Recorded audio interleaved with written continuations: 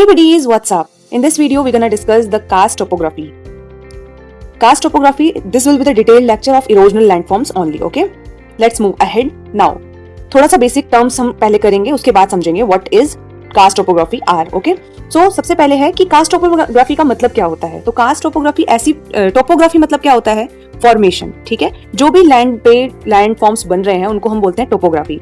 और कास्ट क्या होता है? कास्ट का मतलब कि जब लाइमस्टोन आप लोगों को पता है CaCO3 कैल्शियम कार्बोनेट जब होता है वो ग्राउंड वाटर की वजह से या तो इरोड होगा या फिर डिपोजिट होगा, तो ऐसी टोपोग्राफी क्या कहलाती है? Karst topography. So first question is what is ground water solution. तो ग्राउंड वाटर सॉल्यूशन एक बार आप समझो क्या होता है। हमारी मान लो ये एक क्या है, रॉक है, that is of calcium carbonate, ठीक है?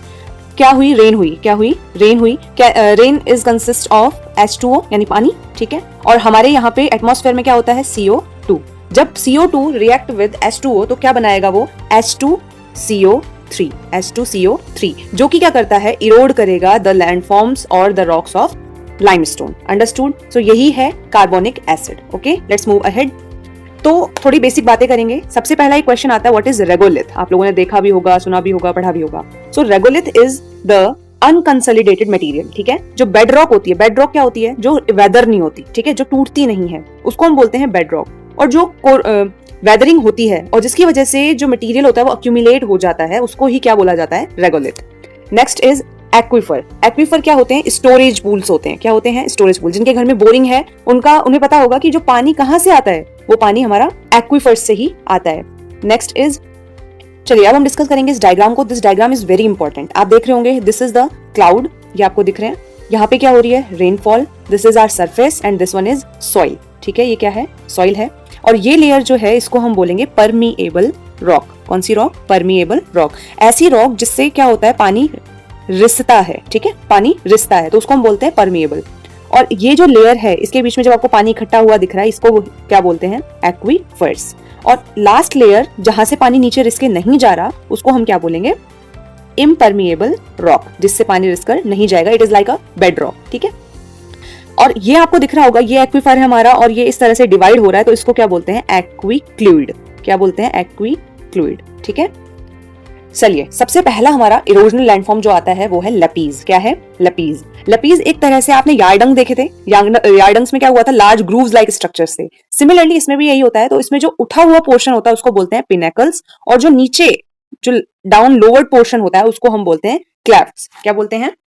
क्लेफ्ट्स, CLEFTS। Okay, here is the diagram. आप देख रहे हैं ये उठा हुआ जो पोर्शन है इसको बोलते हैं पिनेकल्स, और ये जो नीचे वाला पोर्शन है इसको बोलते हैं क्लेफ्ट। ओके, नेक्स्ट इज, हाँ एक चीज और, ये आपको दिख रहा है लपीज फॉर्मेशन मेन तो क्या होता है? जब रेन होती है तो कोरोजन होता है ऑफ लाइमस्टोन। क्या होता है? कोरोजन, ठीक है? जिसकी वजह से जब वो इरोड हो जाता है तो जो वेदर्ड मटेरियल होता है वो इकट्ठा हो जाता है and that is called as terra rossa. Okay, इसको याद रखना है। This is the red residual soil. Okay, next landform is sink hole is what? ये हमारा लैंडफॉर्म है, ठीक है? This is like a landform, और यहाँ पे due to the accumulation of ground water या फिर हम कहें रेन वाटर, धीरे धीरे क्या हो जाता है? एक होल, छोटा होल बनने लग जाता है and that is called as sink hole, ठीक है? लाइमस्टोन वाले जो टोपोग्राफी है उसमें ऐसा होता है। जब ये थोड़ा बड़ा हो जाता है, जब इसी होल को थोड़ा और बड़ा हो जाता है ये, तो इसको बोलते हैं स्वॉलो होल। ये थोड़ा कैसा होता है? Funnel like structure. कैसा होता है? Funnel like structure. Next is doline. जब यही स्वॉलो होल और बड़ा हो जाता है तो इसी को क्या बोला जाता है? डोलाइन। क्या बोला जाता है? Doline.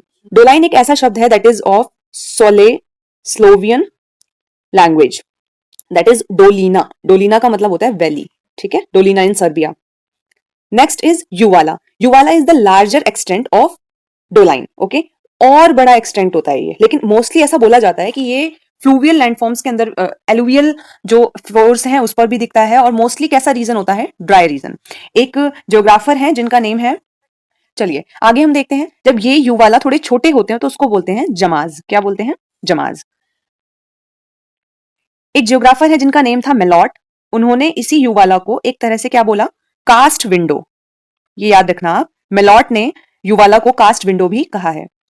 Next is polje is the largest extent of uvala. याद रखना, यानी कि जब बहुत सारे सिंक होल मर्ज हो जाते हैं, like this these are the sink holes, और जब ये सब मर्ज हो जाएंगे तो उसको जो बड़ा सा लैंडफॉर्म बनेगा उसको बोलते हैं पोलजे। ठीक है, next is you can see this is the example of polje. Now is cave. Cave समझने से पहले आप पहले ये समझिए कि what is karst plain. Karst plain क्या होता है? तो देखो आपने छलनी देखी है, छलनी क्या होती है? उसमें बहुत सारे होल्स बने हुए होते हैं ना। तो इसी तरह से ऐसा प्लेन एरिया जिसमें बहुत सारे क्या हो, सिंक होल्स हो, किस पर? हॉरिजॉन्टल एरिया, या फिर हम कहें इंक्लाइन भी होते हैं कभी कभी है, ठीक है ना। तो ये क्या हो गया? एक कास्ट प्लेन हो गया। जब ये कास्ट प्लेन, इसमें बहुत सारे क्या है, सिंक होल्स हैं, जब ये सिंक होल्स से पानी जो है वो रिस कर नीचे चला जाता है और ग्राउंड वाटर डिसअपियर हो जाता है इधर, तो that is called as sinking creeks. क्या बोलते हैं उसको हम? Sinking creeks. ठीक है, उसके बाद आता है एक और term that is called as blind valley. आप लोगों ने नाम सुना होगा।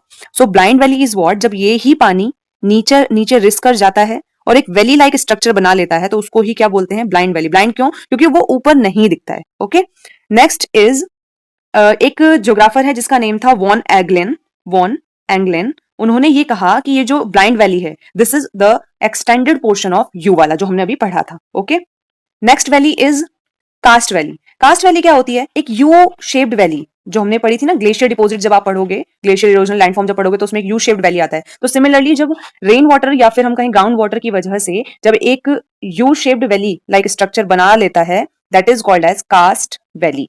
ओके, कास्ट वैली के बाद बात आती है केव की। अब हम देखते हैं केव। केव क्या होता है? एक तरह से जब पानी रिस कर, like this is our surface और ये सिंक होल है, और यहाँ पर ये रिस कर पानी इधर जा रहा है एंड एक केव लाइक स्ट्रक्चर बना लेता है इधर। तो इसी को क्या बोलते हैं? केव, या फिर कैवर्न्स भी बोला जाता है इनको। You can read here, these are also called as tunnels. Okay, because जब दोनों साइड्स खुली होती हैं तो उसको बोलते हैं टनल। ठीक है, next is here is the example. You can see the cave that is formed due to the erosion of limestone. I hope you will like it. If you like, then do subscribe, do share, and let me know in the comment section what type of videos you want, what topic videos you want, or did you like it or not. Thank you. Bye bye.